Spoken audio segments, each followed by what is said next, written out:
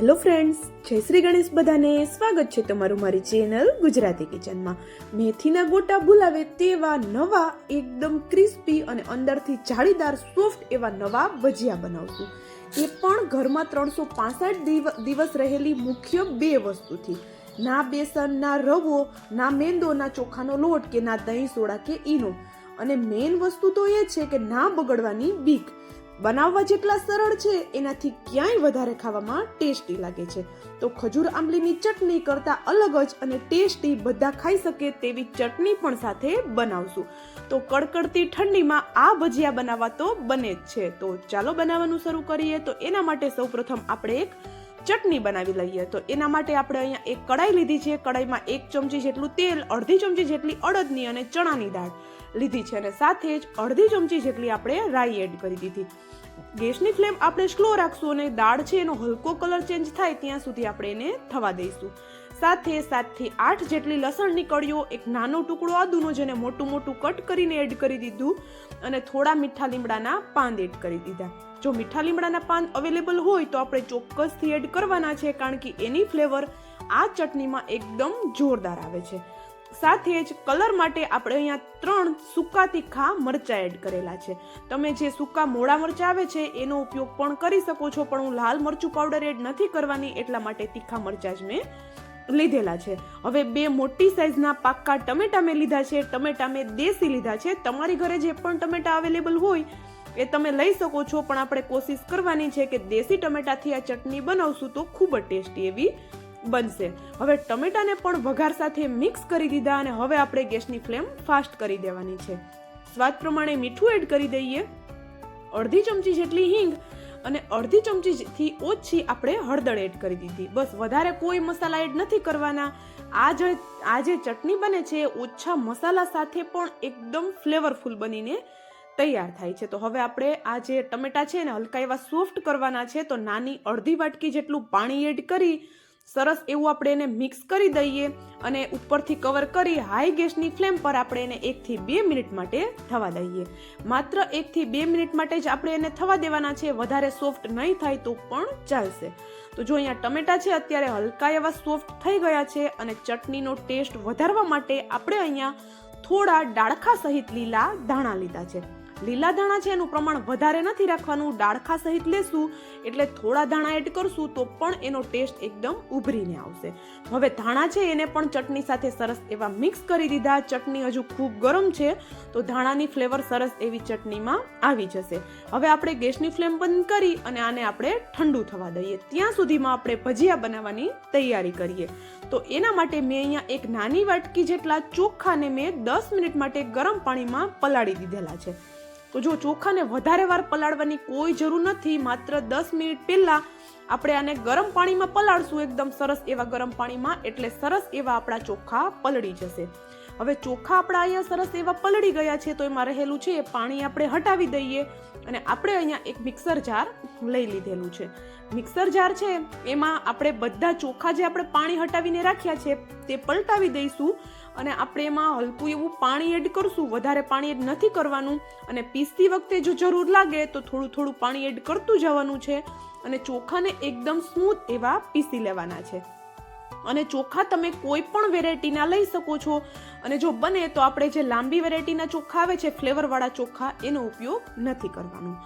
અને તમે જોઈ શકો છો બેટરને આપણે એકદમ સ્મૂથ પીસી લીધું છે. બિલકુલ એમાં વધારે કણીઓ ન રહી જાય ચોખાની, એ વાતનું ધ્યાન રાખશું. અને અહીંયા તમે જોઈ શકો છો પીસતી વખતે આપણે એટલું જ પાણી એડ કરવાનું છે કે ચોખા આરામથી પીસાઈ જાય. વધારાનું પાણી એડ નથી કરવાનું. અને હવે આપણે અહીંયા લીધા છે આપણા ભજીયાનો ટેસ્ટ વધારવા માટે એક મીડિયમ સાઇઝનું બટેટું, જેને મેં આવી રીતે નાના ટુકડા કરી અને બાફવા માટે રાખી દીધું હતું.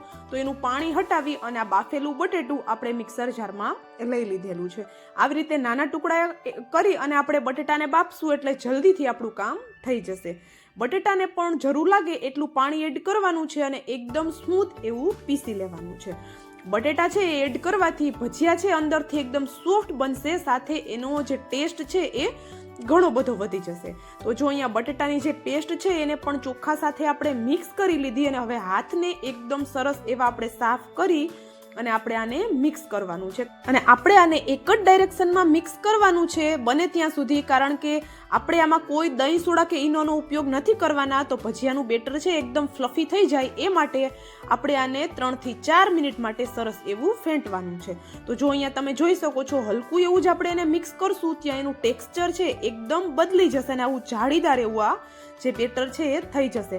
પણ ભજીયા બનાવવા છે તો આટલું બધું ઘાટું બેટર તો ચાલશે નહીં, તો આપણે એમાં થોડું થોડું પાણી એડ કરતું જવાનું છે અને બેટરને ફેટતું જવાનું છે. તો હાથની મદદથી જ આપણે આ પ્રોસેસ કરવાની છે, તો જ એકદમ સરસ એવું બેટર છે એ ફેટાઈને તૈયાર થશે. તો જો આપણે એને જેમ જેમ પાણી એડ કરીએ છીએ એમ એનું ટેક્સચર છે એ બદલાતું જાય છે. અને હું તમને વિડીયો કટ કર્યા વગર અત્યારે બતાવું છું કે થોડું થોડું જ પાણી હું એડ કરું છું અને સરસ એવું હું એને મિક્સ કરતી જાઉં છું. તો ક્યારેક એવું પણ બને છે આપને કે વધારે કંઈ બનાવવાની ઈચ્છા નથી થતી, કે પછી રોટલી શાક બનાવવાની તો આપને ઘણી વખત બિલકુલ ઈચ્છા નથી થતી અને ઘરનાઓને બધાને કંઈક નવું પણ ખાવું હોય છે, ત્યારે તમે આ રેસીપી ચોક્કસથી ટ્રાય કરી શકો છો. કારણ કે આપણે જે ચટણી બનાવી છે એની સાથે આ ભજીયાનું કોમ્બિનેશન એકદમ જોરદાર છે. નાના મોટા બધાને પસંદ આવે ને એવો ટેસ્ટ બને છે. તો જો અહીંયા જોઈ શકો છો, આપણે થોડું થોડું પાણી એડ કરી આવું એનું બેટર બનાવી લીધેલું છે અને બેટર આપણું એકદમ ફ્લફી થઈ ગયું છે.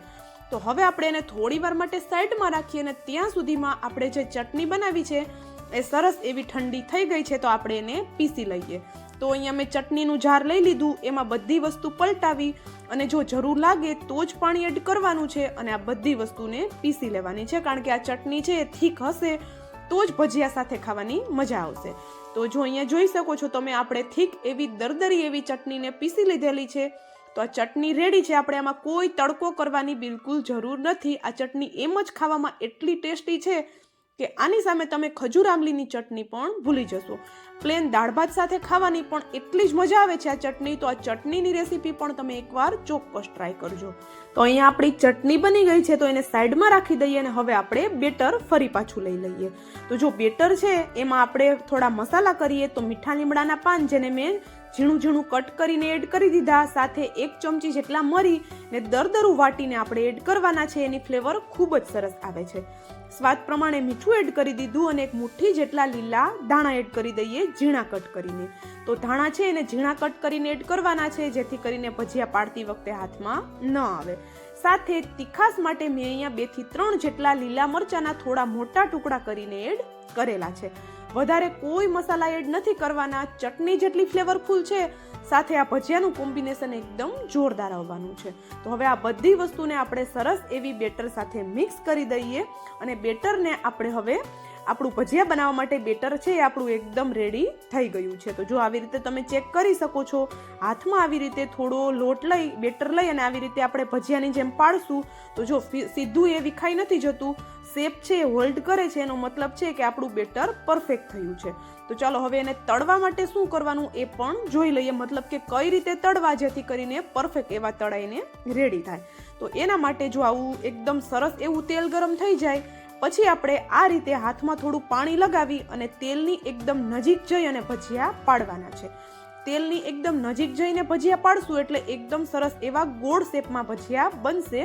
આ બેટર છે હલકું એવું ચીકણું હોય છે, તો જો જરૂર લાગે તો હાથમાં તમે થોડું પાણી લગાવી શકો છો. તો એકદમ આરામથી ભજીયા પડી જાય છે. તો તેલ એકદમ ગરમ હોય ત્યારે જ આપણે આ ભજીયા પાડવાના છે, જેથી કરીને ભજીયામાં બિલકુલ તેલ ન ચડે. ને ભજીયા પાડી લીધા પછી તરત આપણે એને નથી પલટાવાના. આવી રીતે ભજીયા બધા એની મેળે તેલની ઉપર તરવા લાગે પછી જ આપણે એને પલટાવશું. અને તમે જોઈ શકો છો ભજીયાનો લુક જોતા જ મોઢામાં પાણી આવી જાય એટલા બધા સરસ આ ભજીયા અત્યારે દેખાય છે અને તળતા પણ બિલકુલ વાર નથી લાગતી. તો ભજીયા તેલની ઉપર આવી જાય એટલે ગેસની ફ્લેમ મીડિયમ રાખી અને ભજીયાનો હલકો કલર ચેન્જ થાય ત્યાં સુધી આપણે એને થવા દઈશું.